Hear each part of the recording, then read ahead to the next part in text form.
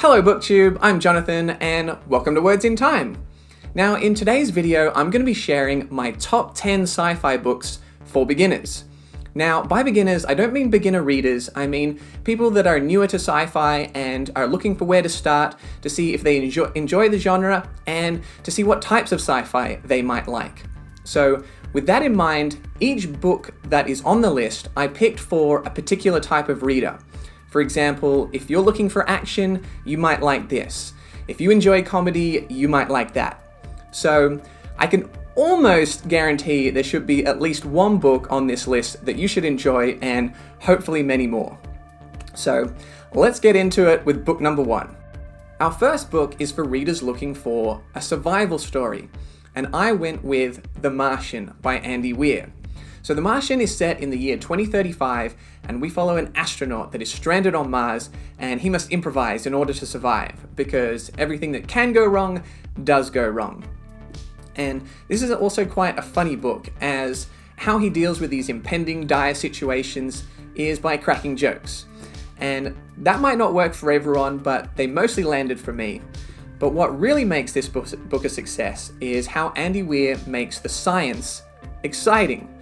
So for example, there is a chapter in which he triangulates an incoming storm, and it's epic. Somehow Andy Weir had me on the edge of my seat for mathematics? That's impressive. Our second book is for readers looking for big ideas, and I went with Childhood's End by Arthur C. Clarke. So in Childhood's End, aliens arrive, and throughout the story, we try to learn whether they are here to destroy Earth, help advance human society, or something else.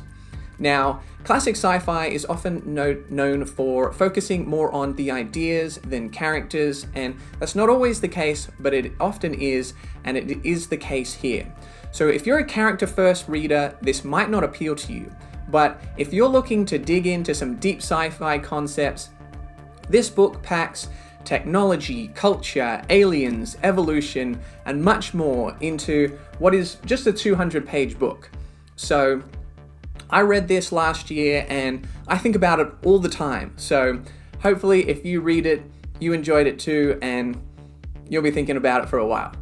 Our third book is for readers that are fans of Christopher Nolan, and I went with Dark Matter by Blake Crouch.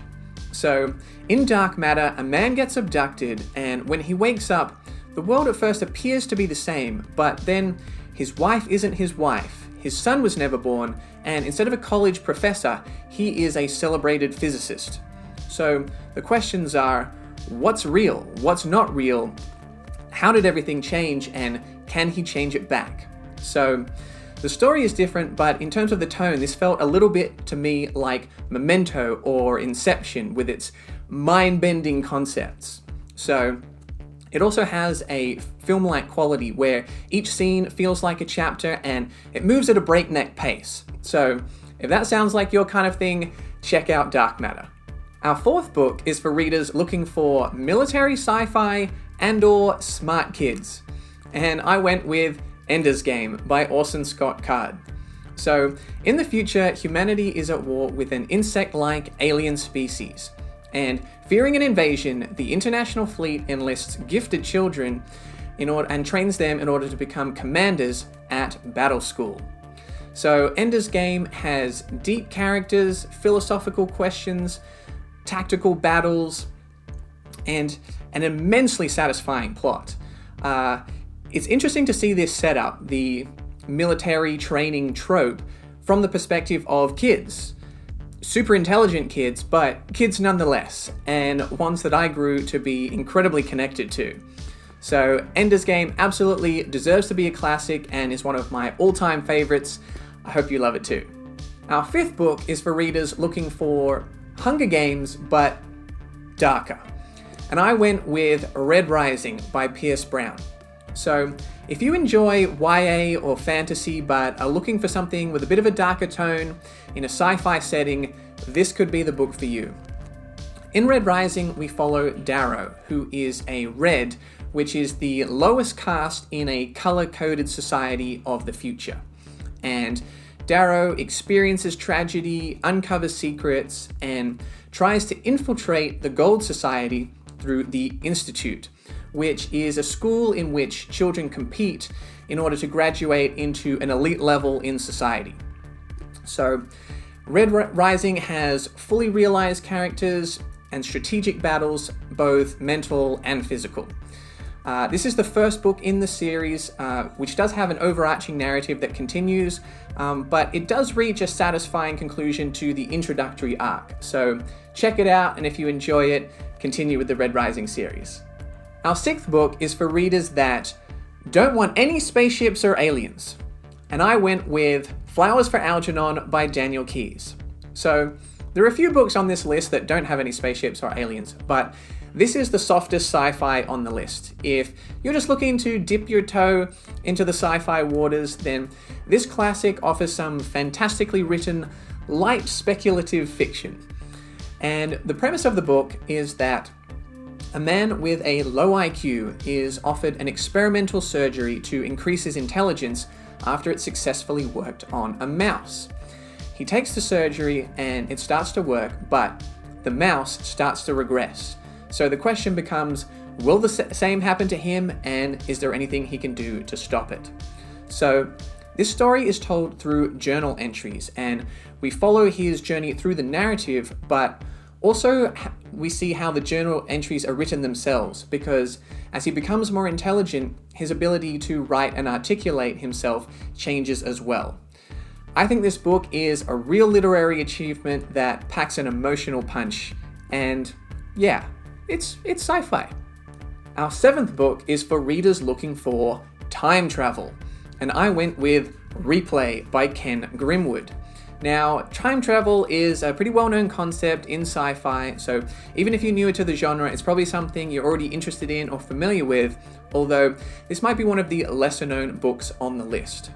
So, in Replay, we follow a man that is stuck in a bit of a rut, and then he dies at the age of 43. But he wakes up 25 years earlier when he's 18 and remembers everything from his previous life. Now, 25 years later, the same thing happens again. So it's a Groundhog Day type concept, but instead of being stuck in a time loop of one day, he is reliving 25 years. So the questions become, what will he do differently? What will he repeat? Why is he in this time loop, and is there anything he can do to get out of it? So this is a very premise-based book, so if that idea hooked you, pick it up and see how it plays out. Our eighth book is for readers looking for thought-provoking comedy, and I went with Cat's Cradle by Kurt Vonnegut. Now, I actually left my copy of Cat's Cradle at my parents' house, so this is the Sirens of Titan standing in its place. Also a good book. So anyway, there's probably really only a handful of writers that actually make me laugh out loud while reading, and Kurt Vonnegut is one of them. In Cat's Cradle, the narrator travels to interview children of the co-creator of the atomic bomb, and he learns about a substance called Ice-9 that freezes any water that it comes into contact with. He then travels to a fictional Caribbean island and learns about this irreverent religion called Bokononism, and it all comes together. So this book combines some heavy themes with absurdist humor. I highly recommend it to anyone that's trying to make sense of a seemingly nonsensical world. This book really sparked a love of sci-fi for me, and I hope it does for you too. Our ninth book is for readers looking for space opera, and I went with Leviathan Wakes by James S.A. Corey. So this is kind of the opposite of my Flowers for Algernon recommendation. If you are looking for space action, check out the first book in the Expanse series. It can be read as a standalone, but if you enjoy it, you can continue the series as well as watch the TV show. So the book is set in a future where humans can travel between planets, but not yet between stars. And it alternates between two main storylines. We follow Jim Holden, him and his crew find a secret, come into possession of a secret that powerful people are willing to kill for, and Detective Miller, who is trying to track down a missing girl. So this book offers action, adventure, as well as a noir detective story in space. It is the longest book on the list, but it is very fast-paced, very readable, so I think if this is the kind of thing you're looking for, you will fly right through it. And our 10th book is for readers that want people to stop recommending them Dune. And I went with Dune by Frank Herbert. Now, Dune is the highest-selling science fiction book of all time and arguably has the most passionate fan base. And while it might not quite be my personal number one, I do love it and it is considered the gold standard for sci-fi. Also, the film did just come out, so now is a good time as ever to read it. So, Dune tells the story of noble houses feuding over a desert planet which contains a valuable spice resource. And there's also a duke's son which has enhanced mental capabilities which he doesn't fully understand. So, I decided to finish with this one as it is a little denser than some of the others. However, it's still quite readable and it's still under 500 pages. So if you're looking for rich world building and themes with some fantastical elements, I think you'll really enjoy Dune. So there you go, guys. There are my top 10 sci-fi books for beginners.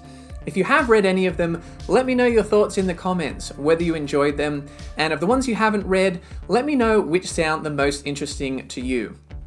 As always, guys, I really appreciate you watching. If you did enjoy, make sure to like and subscribe for more sci-fi content coming soon.